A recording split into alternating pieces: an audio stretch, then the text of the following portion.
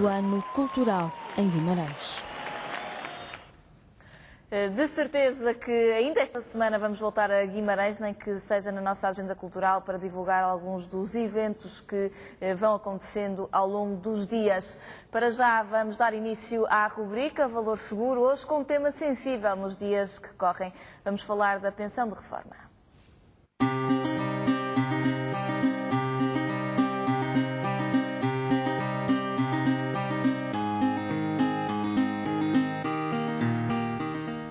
Já temos aqui sentadas as convidadas de hoje da rubrica, Adelaide Cavaleiro, diretora do BBVA Fundos. Bem-vinda, Adelaide. Olá, e Andréia Madeira, habitué. Olá, Maria, Olá. Boa tarde. Bem-vindas. Hoje com um tema sensível, tem dado o que falar, e pelos piores motivos no nosso país. Não sei quem quer começar. Andréia. Eu como te a semana passada, portanto começo já a viver atormentada. Aliás, dizia há bocadinho à Adelaide também, em jeito de confidência, já não bastava aos filhos que agora cada vez saem mais tarde de casa, e nós já tínhamos a nossa reforma inevitavelmente adiada. Temos agora ingredientes adicionais que alimentam a nossa apreensão. Mas sobre isso, esta senhora, melhor do que ninguém, para tenho nos... a certeza que sim.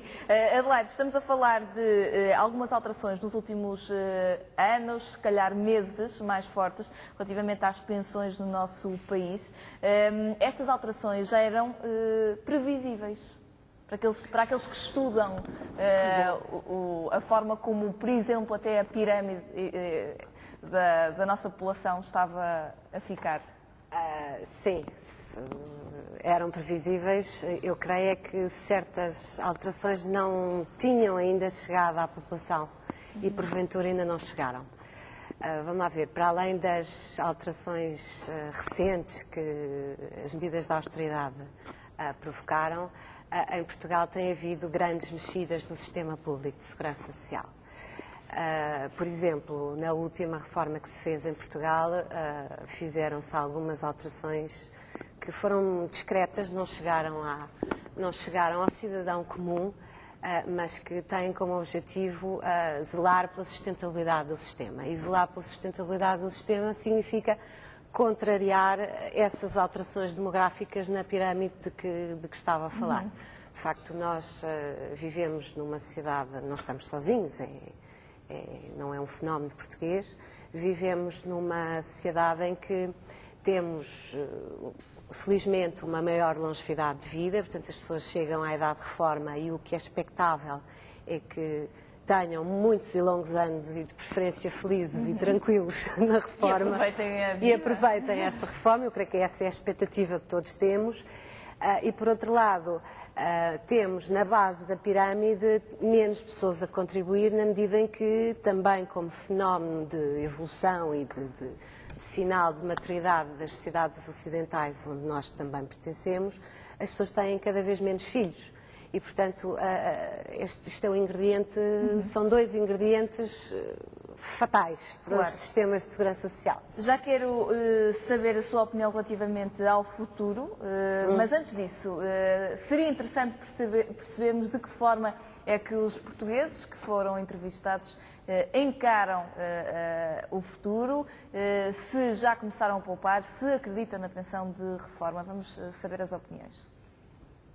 Está preocupada com a reforma? Muito. O que é que está a pensar fazer para de alguma forma acautelar quando chegar a essa altura? Olha, sinceramente não pensei muito nisso, mas para já vou começar a pensar, porque isto está muito mal. Ainda não, mas que estou preocupada estou, porque realmente a situação não nos mostra grande futuro. Sim, acho que sim, que eles estão a dar pouco dinheiro por invalidez. Estou preocupado, dificilmente é o seguinte, é difícil fazer prognósticos, porque isto está sempre a mudar, portanto, preocupado, vou estando, não é? Há soluções no mercado para poupar, ponderam fazer isso uma vez que a situação está tão difícil? Sim, penso que sim. Eles sempre foram poupados, né? Mas mesmo assim a poupança não dura para sempre, não é? E há nesta altura para fazer Sim, face a essa possibilidade? não tenho grande conhecimento sobre, portanto, os PPRs, portanto não estou muito informada sobre isso. Soluções interessantes, sabe o que é que se pode fazer para poupar para a reforma? tanta coisa, isto se dava um livro, isto tinha que se conversar tanto sobre isso é muito complexo. É possível poupar neste tempo de crise? Não sei se dá para poupar muito, sinceramente não sei. Quanto à poupança reforma e fazendo umas poupanças, mas também dá pouco para poupar.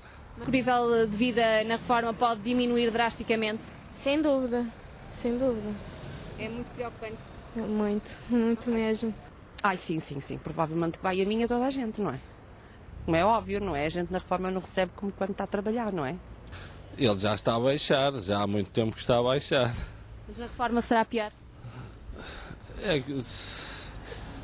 Não sei, depende dos governos que vierem a seguir.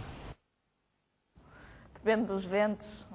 Se fosse só dos ventos, já estávamos com sorte. Portanto, há aqui alguns pontos que merecem a nossa análise. Por um lado, existem pessoas que diziam não sei como é que é possível poupar.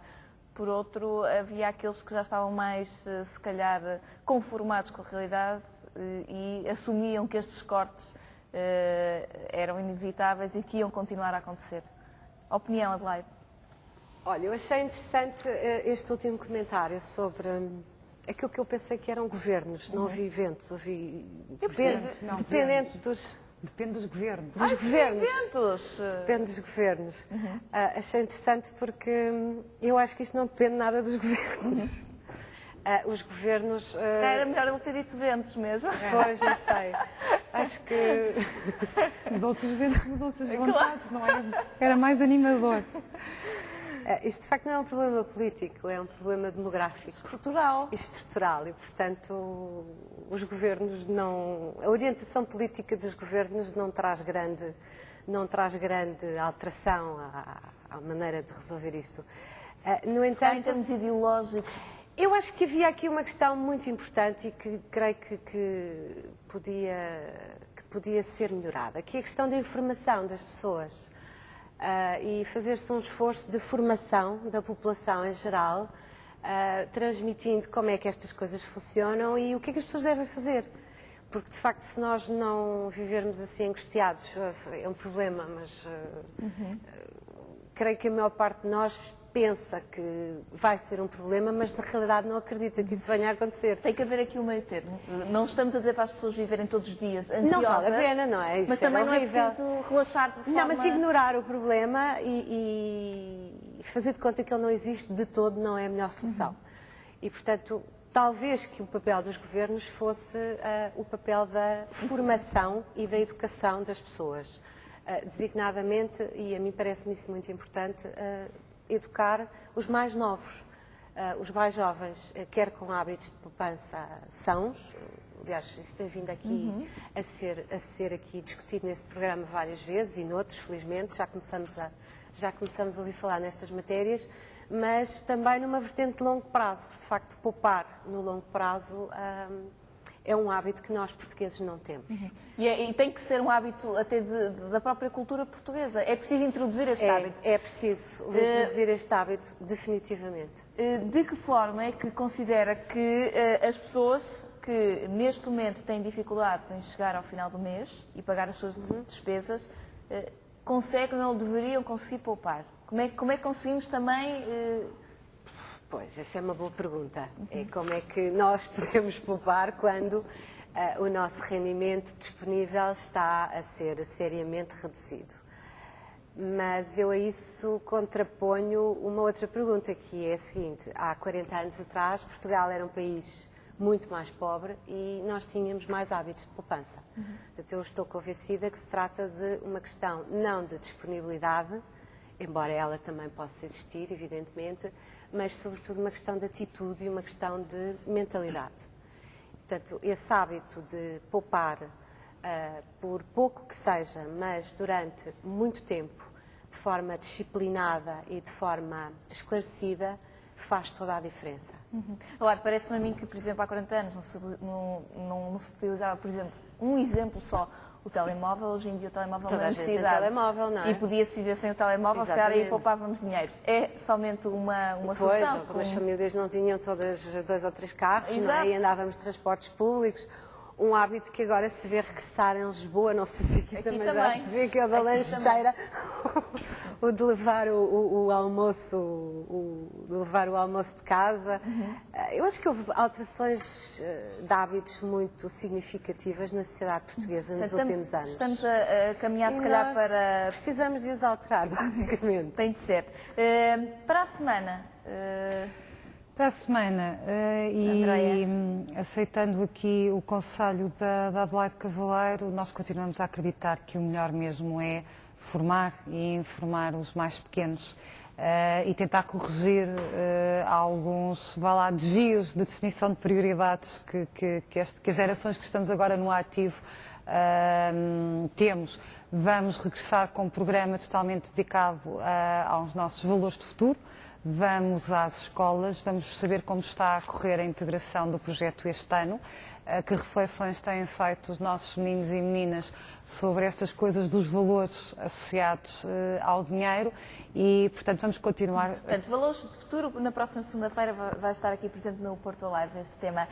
Muito obrigada, Andréia. Obrigada, muito Maria. obrigada, Adelaide, Boa pela semana. presença. Obrigada. E, igualmente, esta rubrica...